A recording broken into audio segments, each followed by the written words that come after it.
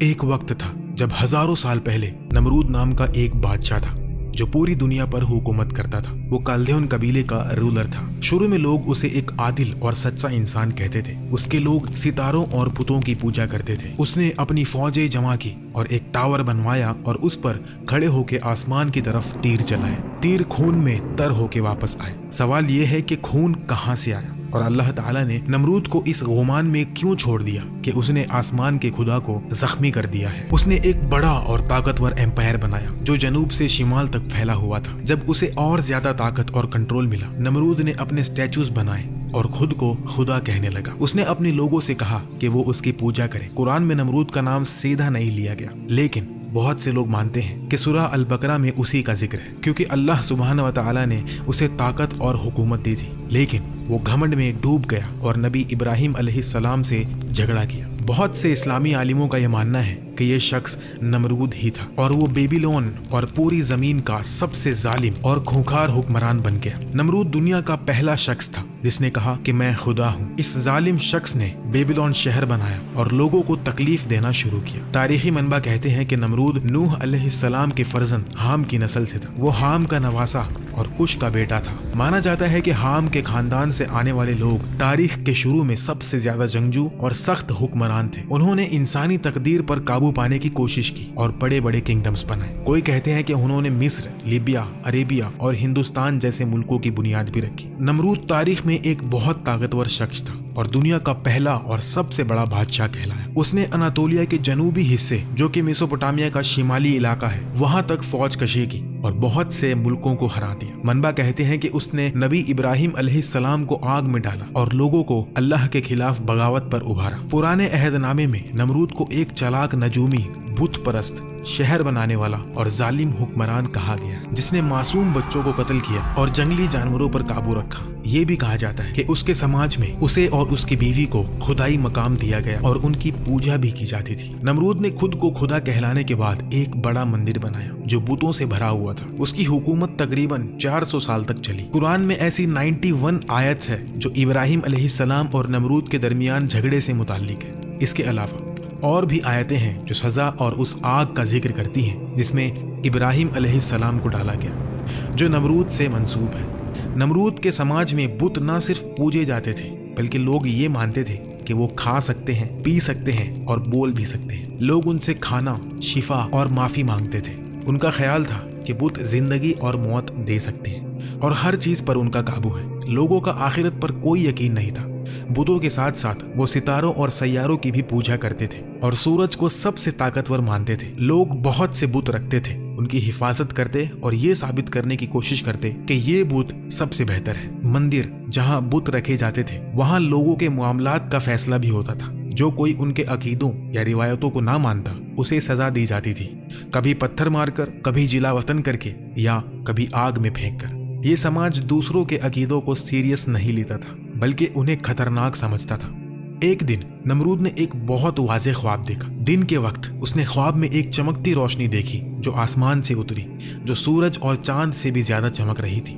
نمرود پسینے میں ڈوب گیا اور پریشان ہو کر اٹھا۔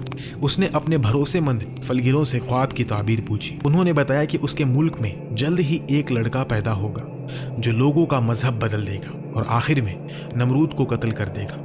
یہ سن کر ظالم بادشاہ نے فوراً حکم دیا کہ سب نئے پیدا ہونے والے لڑکوں کو قتل کر دیا جائے۔ چند دنوں میں بہت سے معصوم لڑکوں کو بے رحمی سے قتل کر دیا گیا۔ اس وقت ابراہیم علیہ السلام کی والدہ کے قریب پیدائش کا وقت تھا، لیکن حکم واضح تھا، اگر لڑکا پیدا ہوا تو اسے قتل کر دیا جائے گا۔ ابراہیم علیہ السلام کی والدہ نے گہری سوچ میں ڈوب کر اپنے شوہر عزر سے کہا کہ مندر جاؤ اور میرے لیے دعا کرو۔ اگر لڑکا ہوا تو میں اسے تمہارے پاس لاؤں گی اور تم اسے نمرود کے سامنے پیش کر سکتے ہو تاکہ نمرود کا بھروسہ جیتا جائے۔ یہ صرف ایک چال تھی۔ جب عزر گیا تو والدہ نے ابراہیم علیہ السلام کو جنم دیا اور چپکے سے انہیں ایک غار میں چھپا دیا۔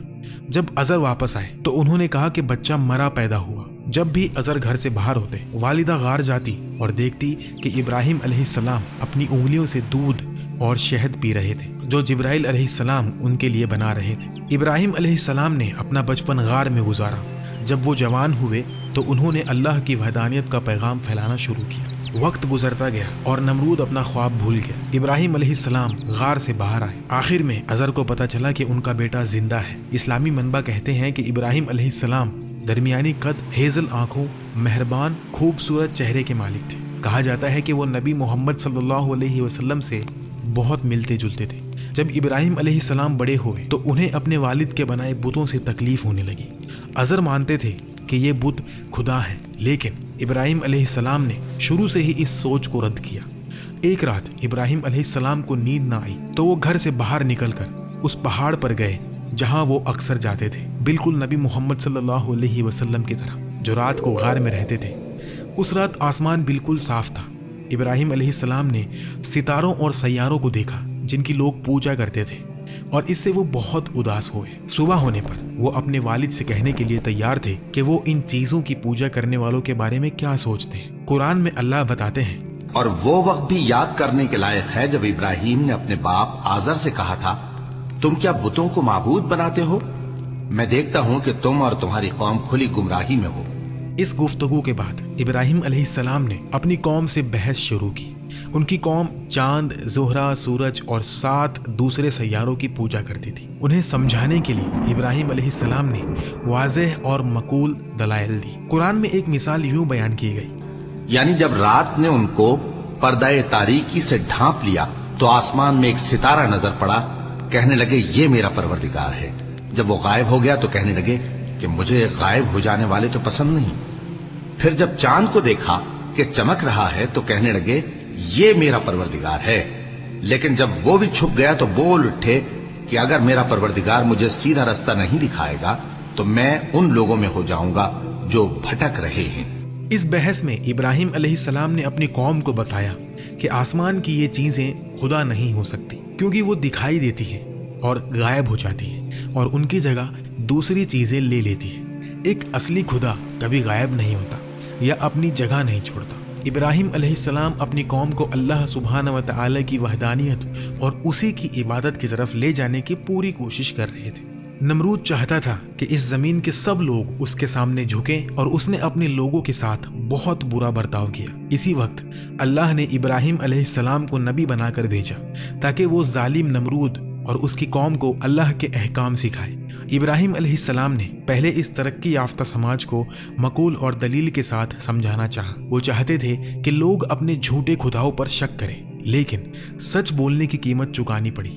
سچ بولنا ہمیشہ مشکل رہا ہے۔ ان کے سچے الفاظ کی وجہ سے لوگوں نے ان کے لیے اپنے دروازے بند کر دیے اور انہیں غدار کہا۔ یہ جوان شخص جو بے جان بتوں کی پوجا پر سوال اٹھاتے تھے، جو نہ دیکھ سکتے تھے نہ سن سکتے تھے، ان کا پہلا سامنا اپنے والد کے غصے سے ہوا۔ ازر نے انہیں قتل کرنے کی دھمکی دی۔ جواب میں ابراہیم علیہ السلام نے صبر اور عزت سے کہا کہ وہ اپنے والد کے لیے معافی کی دعا کریں گے اور بت پرستی سے دور رہیں گے۔ وہ نہیں چاہتے تھے کہ ان کے والد ہمیشہ کے لیے آگ میں جلیں۔ آخر میں اللہ کے یقین کے ساتھ ابراہیم علیہ السلام کو اپنے والد کا گھر چھوڑنا پڑا۔ جب ابراہیم علیہ السلام نے اپنے والد کا گھر چھوڑا اور اکیلے ہو گئے، تب بھی انہوں نے اپنی قوم کو چیتاونی دینا نہیں چھوڑا۔ وہ انہیں اللہ کی خوبصورتی، طاقت، حکمت اور وحدانیت کے بارے میں سمجھانا چاہتے تھے، لیکن لوگ بتوں کی پوجا کرتے رہے۔ ابراہیم علیہ السلام نے ہار نہیں مانی اور ایک خاص پلان بنایا۔ کالدیون قبیلہ سال میں ایک بار ایک تہوار کے لیے شہر چھوڑ کر جاتا تھا۔ ابراہیم علیہ السلام نے اس بڑے ایونٹ کا انتظار کیا تاکہ وہ مندر جا سکے بنا کسی کے دیکھے۔ مندر میں سونے، تانبے اور لکڑی کے بت تھے۔ جب گلیاں خالی ہو گئی، ابراہیم علیہ السلام ایک تیز کلہاڑی لے کر مندر میں داخل ہوئے۔ انہوں نے پتھر اور لکڑی کے بتوں اور ان کے سامنے رکھے کھانے کو دیکھا اور بتوں سے کہا، کیا تم اپنے سامنے رکھا کھانا نہیں کھاتے؟ تمہیں کیا ہوا کہ تم بولتے نہیں؟ بنا کسی ڈر کے انہوں نے کلہاڑی اٹھائی اور جھوٹے خداؤں کو توڑنا شروع کیا جو ان کی قوم پوجتی تھی۔ انہوں نے سب کو توڑ دیا سوائے سب سے بڑے بت کے، اور کلہاڑی اس کے گلے میں لٹکا دی۔ جب لوگ تہوار سے شام کو واپس آئے تو وہ اپنے خداؤں کے ٹکڑے مندر میں بکھرے دیکھ کر حیران رہ گئے۔ انہوں نے سوچنا شروع کیا کہ یہ کس نے کیا۔ آخر میں انہیں ابراہیم علیہ السلام پر شک ہوا جو ہمیشہ اللہ کی عبادت کا بلاوا دیتے تھے۔ وہ ان کے پاس گئے اور پوچھا، کیا یہ تم نے کیا؟ ابراہیم علیہ السلام نے جواب دیا، شاید بڑا بت نہیں چاہتا تھا کہ کوئی دوسروں کی پوجا کرے، شاید اسے غصہ آیا اور اس نے کلہاڑی سے انہیں توڑ دیا۔ تم خود اس سے پوچھ سکتے ہو शायद वो तुम्हें बताए कि क्या हुआ। बुत परस्तों ने कहा, मगर बुत तो बोल नहीं सकते। इब्राहिम अलैहिस्सलाम ने कहा, अगर वो बोल भी नहीं सकते और अपनी हिफाजत नहीं कर सकते तो वो तुम्हारी हिफाजत कैसे करेंगे? क्या तुम अब भी नहीं समझते? नबी इब्राहिम अलैहिस्सलाम ने वाज़े और मकूल दलाइल से उन्हें हरा दिया, यहाँ तक कि कौम के रहनुमा और दीनी आलिमों के पास कोई जवाब नहीं था। लेकिन उनके घमंड ने उन्हें गलती कबूल करने से रोका। इसके बजाय उन्होंने अपनी ताकत का इस्तेमाल किया और इब्राहिम अलैहिस्सलाम को गिरफ्तार कर लिया, उन्हें जंजीरों में बांधा और नमरूद के वापस आने का इंतजार किया। जब वो वापस आया तो रहनुमाओं ने उसे एक जवान शख्स इब्राहिम अलैहिस्सलाम के बारे में बताया, जिसने बुत परस्ती से इनकार किया और उनके खुदाओं को तोड़ दिया। नमरूद ने इब्राहिम अलैहिस्सलाम को बुलाया और पहले उन्हें समझाना चाहा, लेकिन जब वो नाकाम रहा तो बहुत गुस्से में आ गया। कुरान उनकी मुलाकात और बहस के बारे में बताता है, भला तुमने उस शख्स को नहीं देखा जो उस गुरूर के सबब से कि अल्लाह ने उसको सल्तनत बख्शी थी, इब्राहिम से अपने परवरदिगार के बारे में झगड़ने लगा। जब इब्राहिम ने कहा मेरा परवरदिगार तो वो है जो जिंदगी देता है और मौत देता है, वो बोला कि जिंदगी और मौत तो मैं भी दे सकता हूं। इब्राहिम ने कहा कि अल्लाह तो सूरज को मशरिक से निकालता है, आप उसे मगरिब से निकाल दीजिए। यह सुनकर वो काफिर हक्का बक्का रह गया और अल्लाह बेइंसाफों को हिदायत नहीं दिया करता। जब इब्राहिम अलैहिस्सलाम ने कहा मेरा रब जिंदगी और मौत देता है, नमरूद गुस्से में आ गया। उसने अपने मशवरों को बुलाया ताकि इब्राहिम अलैहिस्सलाम के लिए सजा का फैसला किया जाए। एक ने, जिसका नाम हैनून था, कहा इन्हें बड़ी आग में जलाओ। ये तजवीज मंजूर हुई और 1 महीने तक आग के लिए लकड़ी जमा की गई। जहालत और बेवकूफ़ी में लोग इस काम में खुशी खुशी शामिल हुए, कहते हुए कि ये शख्स हमारे खुदाओं के खिलाफ है। लकड़ी का एक पहाड़ जमा किया गया। जब आग जलाई गई तो उसकी लपटें आसमान तक उठी। आग इतनी गर्म थी कि परिंदे उसके करीब भी नहीं उड़ सकते थे। जब सब कुछ तैयार हुआ, लोग आग के गिर्द जमा हुए। इब्राहिम अलैहिस्सलाम को जंजीरों में बांध कर लाया गया। उनके हाथ और पांव बंधे हुए थे, लेकिन वो अल्लाह के दोस्त अल खलील थे। हालांकि वो एक खतरनाक हालात में थे।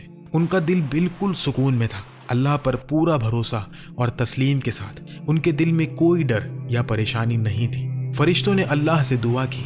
नमरूद और उसके मशवरों ने फैसला किया कि इब्राहिम अलैहिस्सलाम को आग में डालने के लिए एक बड़ी मंजनिक का इस्तेमाल किया जाए। नमरूद ने सोचा कि इब्राहिम अलैहिस्सलाम को जिंदा जलाने से वो अपने आप को खुदा साबित कर देगा। ये पहली बार था कि किसी ने उसे सच में चैलेंज किया था और वो इब्राहिम अलैहिस्सलाम के अल्फाज का जवाब नहीं दे सका। उसे शर्मिंदगी महसूस हुई, इसलिए उसने सोचा कि उसे जो खुद को खुदा समझता था, इब्राहिम अलैहिस्सलाम को उस आग में डालने का हक था जो उसने बनाई थी। उस वक्त आसमान और जमीन के फरिश्ते हैरान थे और बोले, ऐ हमारे रब, इब्राहिम जो तुझे सबसे ज्यादा याद करते हैं, उसे आग में फेंका जा रहा है। वो तेरे नबी है जो तुझे कभी नहीं भूलते, हमें उनकी मदद करने की इजाजत दे। तब अल्लाह ने इजाजत दी।